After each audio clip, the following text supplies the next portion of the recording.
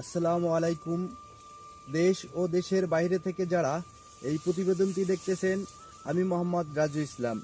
আমি সারা বাংলাদেশে যারা ঘাস, স্মার্ট নেপিয়ার, লাল পাংচন, জার্মান, অজানা বিভিন্ন কাটিং সারা বাংলাদেশে ডেলিভারি দিয়ে থাকি। আজকে আমি আপনাদেরকে দেখাবো যারা ঘাস, স্মার্ট নেপিয়ারের দুইটা ঘাসের মধ্যে পার্থক্যটা কীরকম, আর কোন ঘাস সবচাইতে বেশি ফলন হয় এবং দ্রুত বাড়ে, সেই বিষয়ে আজকে আমি আপনাদেরকে এই ভিডিওতে তুলে ধরব। চলেন দর্শক, আমি আপনাকে দেখাবো যারা ঘাসের কাণ্ড কতদিন পর কত ফিট হয় এবং এর কাণ্ডগুলা কীরকম মোটা, শক্ত এবং 1 2 3 4 5 6 7 8 9 10 11 12 13 14 15 একটা ঝোপ থেকে, একটা কাটিং থেকে আপনার 15টা কাণ্ড বাড়িছে। এটা আমার প্রথম রোপণে আপনারা দেখতে পাচ্ছেন বাস্তবতা। এখানে কোনো প্র্যাকটিক্যাল বা কোনো এডিট, কোনো ছবি না, আপনারা বাস্তবেই দেখতে পাচ্ছেন যে আসলে যারা ঘাস অধিক ফলন হয়।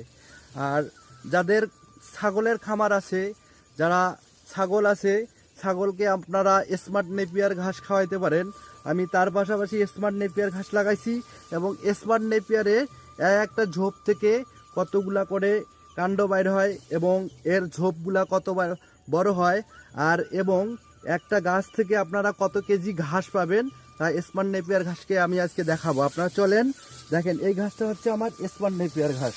1 2 3 4 5 6 7 8 9 10 11 12 13 14 15 16 17 18 19 20 21 22 23 24 25 26 27 28 29 30।